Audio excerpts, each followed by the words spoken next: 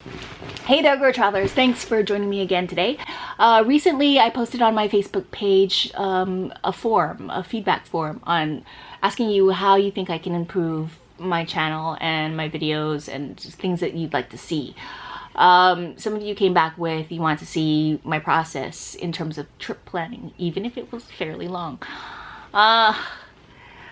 That's been a video that's been something I've struggled with putting out, just because I feel like everyone's process in terms of trip planning is different. However, it is helpful, I realize, for you to see how I personally manage my trips. So today I thought I'd go ahead and share with you this video on how I plan my trips. Keep in mind that the tips that I'm going to be sharing with you on how I plan my trips and stuff like that might feel more like a 102 or 103 video versus a 101, a trip planning 101. That's because I've already gotten to the stage where I've been doing last minute trips a lot, and that's because the freelance industry that I'm in, or the lifestyle that I have, where it's a lot of things come in at the last minute like work, and a lot of things fall through at the last minute like work. And it's forced this situation where I have to take last minute trips. Since my trips have been getting a little more unplanned, and I've been forced to wing it a lot of times. So I'm going to be sharing a little bit of that wing it process with you, so you can get insight and feel comfortable that winging it is a possibility that you will be able to handle when you get there, if you get there, as well as the process that I will go through in terms of planning my trip or preparing for it. Now, trip planning is not an easy thing it's not an easy thing for me to do a video on, and that's because I don't find it very exciting. No, but it's very necessary, and I know that people want to know how I go about planning my trips. Because I'm going to be traveling very soon, I thought I'd take this opportunity to share with you part of my journey in terms of planning the trip. Now, I have roughly 9 to 10 days on this trip with a 22-hour layover in Shanghai. Because this trip is a work trip, there's going to be very little flexibility outside of like maybe a layover that I have. The meat and bones of this trip, like itinerary, hotels, transportation, that's going to be prepared for me already. However, everything around it is all the stuff that you actually really want to know, because this meat and bones of itinerary is something that I feel isn't a strong priority when I plan a trip. It can be done on the fly. It can be done when you get there via travel agents, tourism information desks at the airport, hostel front desk people, or concierges at hotels, locals. Like planning what to do can be done quickly and even with a guidebook. That's not the main concern. The main concern is making sure that the casing around it is supported. That when I leave the country, I'm gonna leave my country with peace of mind that I have everything that I need. I always kind of take some form of hard copy guidebook. This is nice and new. I'm not really sure if I'm gonna keep this yet. That's why I still have the receipt in it. The amount of coverage for Shanghai is very minimal. It's like a couple of pages. Sometimes I go into countries very blindly, and I figure things out there, or I'll ask locals for information before I, YouTube it for you. If I have time, then I'll try and prepare for it. So what I did was I kind of quickly drafted, 10 minutes, this list of things that I need to get done before I leave. All the things in red are things that I haven't completed yet. That's how it goes. So I have 4 different categories that I feel are important to me. Important documents, packing list, day pack or travel gear list, and my layover. One is going to be important documents. That's stuff that I need to have in order to travel. Credit cards, passport, visa, notifying my bank, flight itinerary, and hotel reservations. Although a lot of people accept mobile reservations and mobile bookings, I always like to do an extra printout, and that's so that I can hold something and tangibly refer to it. I always do a printout, a hard copy printout of my itinerary and my hotel information, as well as I do a printout PDF of them, and I send it to myself so that I can download it onto my PDF reader. I mean, it's extra work, but I like to have these things on me as backup in case the hard copy is in my backpack and I don't feel like digging around looking for it. In case it's on my phone, okay, let me find it in my email, which is ridiculous. If I book this flight and it's been like 3 weeks ago, you can guarantee that it's buried under like hundreds of emails at this point. There are certain apps that you could use like TripCase or TripIt, which helps store your information also, but what I don't like is that a lot of times they're not offline apps. And so if I don't have Wi-Fi, then I can't access it. They need to develop like an offline app that allows you to download your travel information. But no one's thought of that yet. So somebody, if you're a programmer out there, think of it, do it. And then email me and let me know so I can download it too and try it.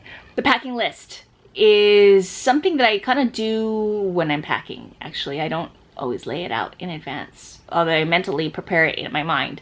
And the things I need to know are the climates. You know, what kind of climate or environment I'm going to, what types of activities I'm going to be participating in.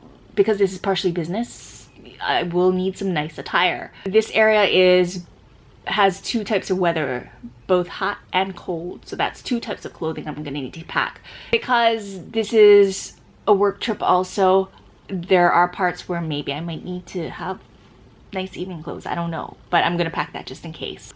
That's going to also define my footwear, because generally I always take my running shoes and my flip-flops. Those are basic no-brainers. Running shoes, do you even need to ask? It's for everything, every activity, hiking. Flip-flops, that's my second backup sometimes. You know, sometimes I don't want to be walking into the bathroom with my bare feet, or I don't want to be walking on a hotel carpet rug with my bare feet. Those rugs are dirty. Medicine and vitamins, definitely important. I usually pack kind of like a Ziploc of medicines just to have handy, like motion sickness tablets, aspirins, anti-diarrheal, charcoal tablets.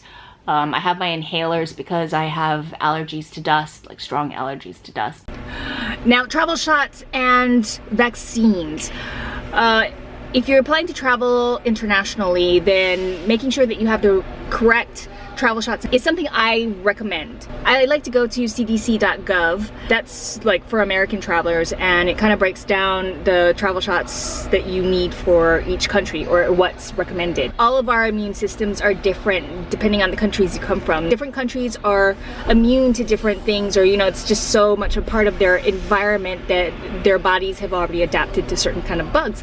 And if you're not from that country, then your body might have difficulty taking on certain bugs. That's what my little brain can handle in terms of describing it. If you have a travel doctor that you can go to, then they kind of do the same thing. They will analyze the country that you're going to and recommend you get certain travel shots based on what viruses that country is prone to having or is susceptible to. Now, I know there are going to be some people who are just like, well, you know what? What are the odds of you experiencing you know, getting a virus or getting a bug or whatnot when you're abroad? What's the chances? And yeah, the chances are probably very minimal if you're gonna do a lot of touristy things and not, you know, stay on that tourist path.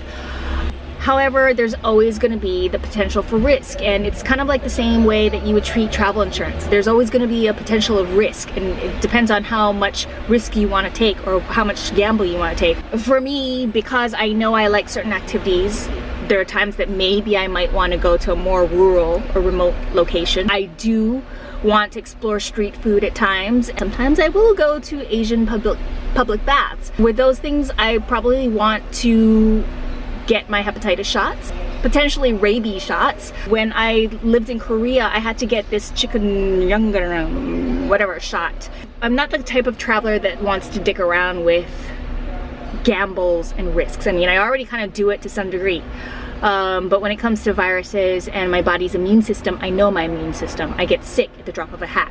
I get all my travel shots. Now, day packs and travel gear, that's something I like to add in, and that's mostly because what's that smudge on my... a lot of times with my day pack, I pack pretty much my important documents in that because it's always going to be on my back. Because I am YouTubing things and I'm vlogging things, my electronics are going to be very important to me. My laptop, my computer, my cameras, as well as chargers. These days, because a lot of us carry electronics with us, and cameras and cell phones, and I start thinking of things like, you know, external chargers.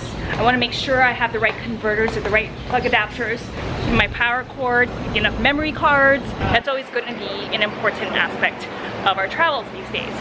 Now I have roughly 9 to 10 days on this trip with a 22-hour layover in Shanghai.